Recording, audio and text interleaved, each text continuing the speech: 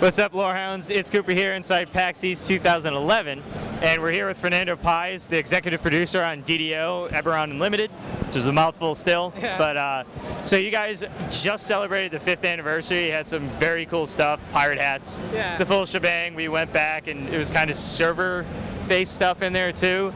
And you were just telling me there was a Kobold RTS type mini game that I missed. Absolutely, absolutely. You got to check it out. It's making an encore appearance.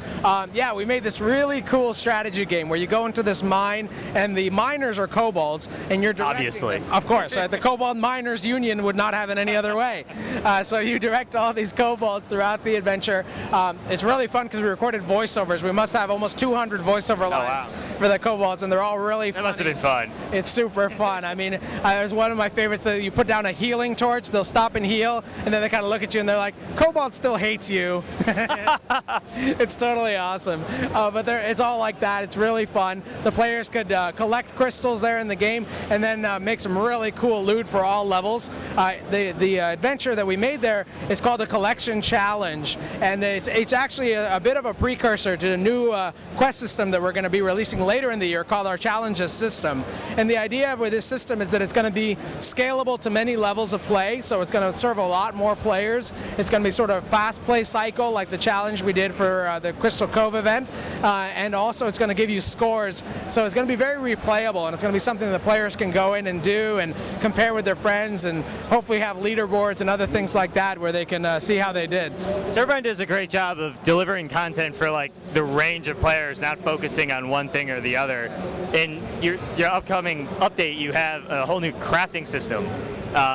Is that as spread across the gauntlet as everything else? Can low-level players expect to have as much fun as high-level and stuff? Absolutely. That's one of the big goals of the crafting system. We currently have crafting in DDO, but most players get into it in the higher levels of the game. You know, by the time you're playing level 16 content, you're probably going to be playing your shroud runs to craft your green steel items and all that sort of stuff, but that's pretty hardcore at the end game. What we wanted to do is get players into the idea of crafting and give them a system where they can learn to do it and walk into it instead of just like have useful thing to do, you know, even if you're a level 4 character instead of a level 16 character.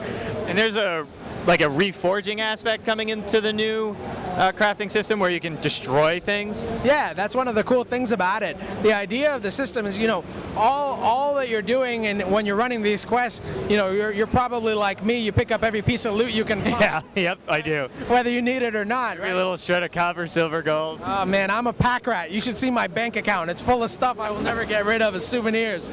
But so the pack rats and the people that get all this stuff questing, and then they go to the vendor and just dump half of it as vendor trash, they'll really enjoy it, because often you'll see this like really cool item. You'll get like the +3 paralyzing comma, and you'll be like, comma? I don't use commas, I'm not a monk, right? But paralyzing, that's really cool. I want that effect. So with the crafting system, you can deconstruct it down to its components. So I can just take the paralyzing part? Exactly. So you'll take sort of the essence of paralyzing, and you'll get a paralyzing shard that then you can reforge into a new weapon, and you know, depending on the character, maybe you're a fighter, you put it on your +5 bastard sword. Now it's a paralyzer bastard sword. That sounded pretty good for your character, maybe. One of the things I've always been interested in crafting, and there's very few games that do this, but actually failing, like sucking. Are we going to be able to do that in DDO? Like, well, I guess you don't want to do that, but you know, just that, you know, risk. We're proud to offer you opportunities to fail in our game.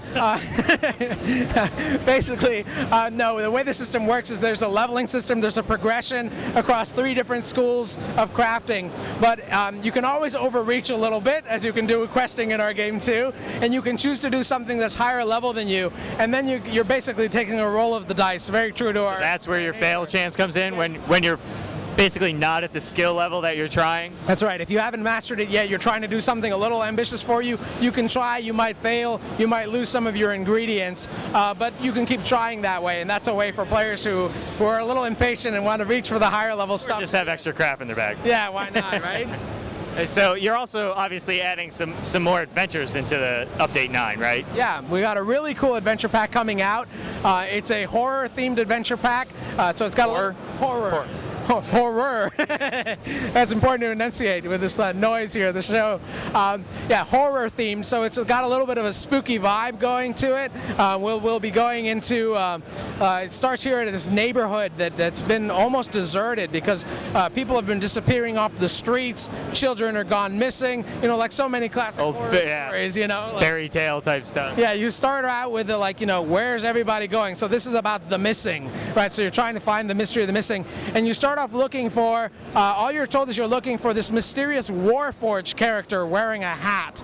So we're trying to chase down the mystery of this Warforged character wearing a hat.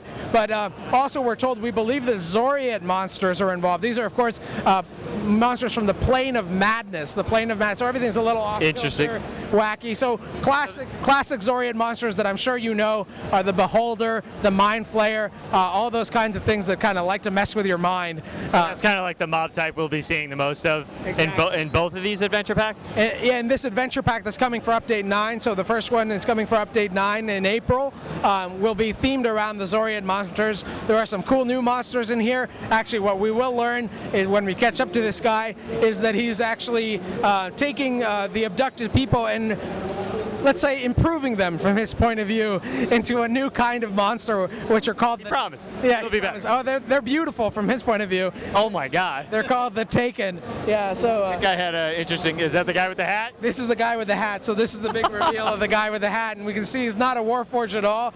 He's actually a Beholder wearing a Warforged for a costume, and there's a new kind of Beholder. It's a Chaos Beholder, so he has some new tricks up his sleeve, or if he had sleeves, and he's also very proud to show off his creations here. So right here you'll see him show off the Taken, which are these new monsters which will be coming at us. So they're pretty nasty things. They're also a great example of where we get to work with the guys at Wizards of the Coast, make new monsters for the universe, extend the universe, and add cool new stuff. So it's really fun. It's a great adventure pack, and it sets up a new storyline for the game, as we like to do. This is for high-level players, so the base level is level 15, but with all the difficulty levels, it'll support players maybe from level 12 to, like, you know, maybe 19. So, I mean, you got to be a mid-range level at the very least to get in there. Exactly. Otherwise, you get your butt handed to you. Oh yeah, you'll suffer a little bit. You can always get a friend to tour you through the higher level stuff.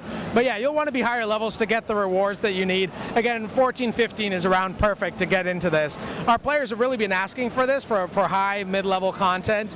So we think the players, a lot of the ones who came in with free-to-play about a year and a half ago, are now at that point. They're ready for it. They're really clamoring for more stuff in the high levels. That's a lot of what we're doing this year.